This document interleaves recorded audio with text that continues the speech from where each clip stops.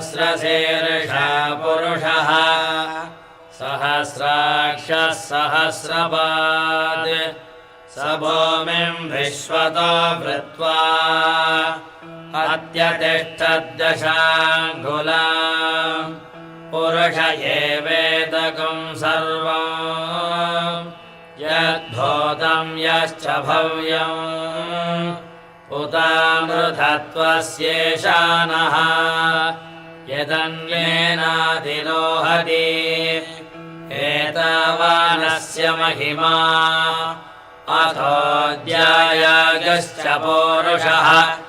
पादोऽस्य विश्वाभूतानि त्रिपादस्यामृतम् दिवि त्रिपादो द्वौदैत्पुरुषः पादोऽस्येह भवात् पुनः ततो विश्वम् व्यक्रामते शासनानसने अभि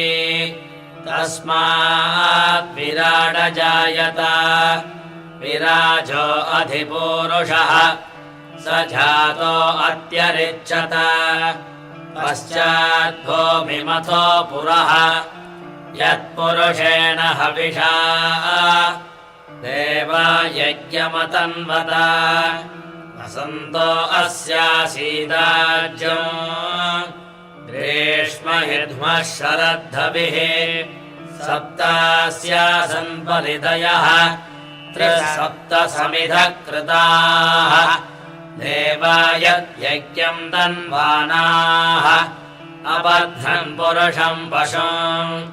तम् यज्ञम् परिगिषि प्रोक्षन् पुरुषम् जातमग्रतः तेन देवा अयजन्त साध्यार्षयश्च ये तस्मात् यज्ञात् सर्वहुतः सम्भृतम् बृहदाज्यम् वसोगस्ताहुश्चक्रे वायव्यान् आरण्यान् ग्राम्याश्च ये तस्मात् यज्ञात् सर्वहुतः त्रिषः सामानि जग्निरे छन्दागुंसि जग्निरे तस्मात् यजस्तस्मादजायत तस्मादश्वा अजायन्त एके चोभयादतः गावोह जग्निरे तस्माज्जाता अजावयः